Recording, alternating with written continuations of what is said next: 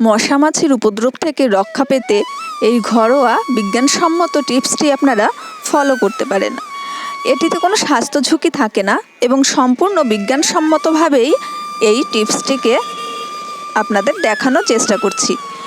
এটা যেমন air freshener হিসাবে কাজ করে, তেমন এর সুগন্ধিযুক্ত যে ধোঁয়াটা, এটা কিন্তু ভীষণ ভালো লাগে, আপনার মনের দিক থেকে একটা শান্তি মনে হবে। তো চলুন এই টিপসটা আপনাদেরকে দেখিয়ে দিই।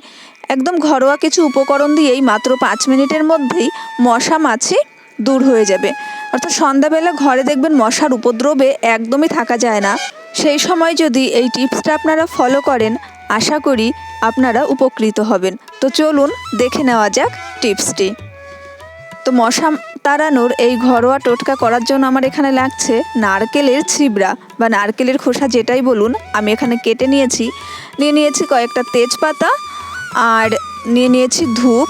এখানে আমি গুঁড়ো করা ধূপ নিয়েছি, আপনারা চাইলে গোটা ধূপ নিতে পারেন। নিয়েছি কর্পূর। যে কোনো দশকর্মার দোকানে বা মুদি দোকানে এই কর্পূর আপনারা পেয়ে যাবেন, তবে গুঁড়ো কর্পূরও ব্যবহার করতে পারেন। আর লাগছে একটা মোমবাতি আর লাইটার। আর যেটা লাগছে একটা মাটির ধুনুচি। আগুন জ্বালানোর জন্য যে কোনো মাটির পাত্র সব থেকে বেশি উপযুক্ত হয়, যেহেতু এটা তাপ অতটা হয় না, তাই আমি মাটির ধুনুচি নিয়েছি। আপনারা ধুনুচি না থাকলে মাটির যে কোনো পাত্র নিতে পারেন। এখন ওই ধুনুচির মধ্যে আমি নারকেলের খোসাগুলো দিয়ে দিচ্ছি বা নারকেলের ছিবড়াগুলো দিয়ে দিচ্ছি। আর যে উপকরণটা লাগছে সেটা হচ্ছে ঘি, যেটা আমার দেখাতে ভুলে গেছি। এখন একটা তেজপাতার উপরে খানিকটা ঘি দিয়ে নেব। একটা তেজপাতার উপরেই একটু বেশি ঘি দিয়ে নেবেন, তাহলেই হবে। তবে খুব বেশি প্রয়োজন নেই, জাস্ট 4-5 ফোঁটার মতো দিলেই হবে। এবার ওই তেজপাতাগুলোতে ঘিটা লাগিয়ে নিতে হবে, এতে করে তেজপাতাটা খুব ভালোভাবে জ্বলবে। এই কারণেই ঘিটা লাগিয়ে নেওয়া। আর এর সঙ্গে সঙ্গে বেশ একটা সুন্দর গন্ধও বেরোবে।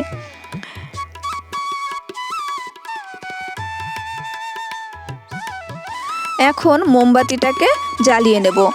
তবে আপনারা সরাসরিও জ্বালাতে পারেন, সেক্ষেত্রে হাতে হয়তো তাপ লাগতে পারে, তাই আমি মোমবাতি জ্বালিয়ে নিচ্ছি। তবে যেহেতু এটা আগুনের কাজ, তাই বাচ্চাদেরকে করতে দেবেন না, বাচ্চাদেরকে সাবধানে রাখবেন। তো অবশ্যই বড়রা সঙ্গে থেকেই এটা করবেন, বাচ্চাদেরকে অবশ্যই কিন্তু এটাকে করতে দেবেন না। তেজপাতাটা জ্বালিয়ে নিয়েছি, তো দেখুন বেশ সুন্দর তেজপাতাটা জ্বলেছে। এবার তেজপাতাটা জ্বলার পরে একটু নারকেলের ছিবড়াগুলোও জ্বলবে, তারপরে আর বাকি কাজটা করছি।